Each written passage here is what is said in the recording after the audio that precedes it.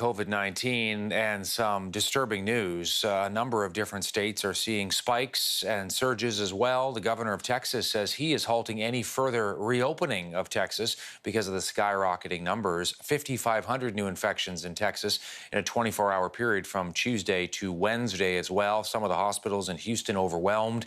For more, Eric Ding is my guest, epidemiologist from Harvard University's Chan School of Public Health. Eric, good to have you with us here in Canada. Tell me your take on the surges we're seeing, not just Texas, but North Carolina, Arizona, Florida, California, and the list goes on.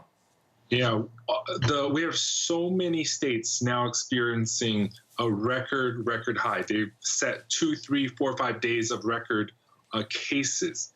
And the U.S. actually has now registered more cases yesterday than any time in the past. So U.S. is definitely at a brand new peak. And it's mostly due to reopenings, especially from Memorial Day, which is late May. And now it's having arrived. And U.S. is such a low mask-wearing prevalence country. It's actually very polarized. In the liberal areas in the Northeast and the Pacific Northwest, there's very high mask wearing. But in the Sun Belt in the South, there's almost little to no mask wearing. And that makes a huge difference in this transmission, compounded by the reopening. I wonder about that, sort of as well in the rush, Eric, to get the economy back, whether it's now becoming pretty clear that the U.S. reopened too quickly. Oh, absolutely. And many of the states didn't even go through the proper phases, or they just skipped through the required things that they should have done. And right now we're paying the price. We've basically lost all the 2 months of shutdowns and lockdowns. And it was a very heavy price that we paid. But we have lost all that ground, and it's incredibly frustrating. And I don't know if they have the political will to close back down again fully.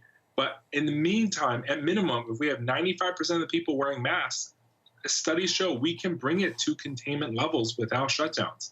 But America is such this rugged individualism that doesn't want to do it somehow. Yeah, the rugged individualism is a huge factor. I'm also wondering about, whether you get a sense, Eric, from people in some of these states anyway, and we're going to show some of them here as you and I are talking with record number of new cases here, that for some people, they're just saying, look, this is the reality. We're going to have to deal with it. COVID is with us. We can't shut down the economy. So in other words, they're making a choice. They're doing a risk assessment, and they're saying, look, we're willing to take on the risk.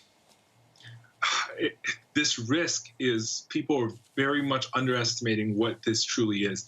And I think the people in the South, because the early epidemics were in New York City and some of the major urban areas from overseas. A lot of the people, it's a out of sight, out of mind. If I don't see or know anyone has it, it's not real. But now it's getting real. And the acceptance of how dangerous it is has not really sunk in yet, because they have not seen New York-level disaster situations. I think people will hopefully get the message in the coming weeks, and hopefully we will not burn through and plow through like how Sweden has. But U.S. is on track to be the worst epidemic country in the world. Eric Ding joining us, epidemiologist from Harvard University's Chan School of Public Health. Great conversation, great perspective too, Eric. Thank you.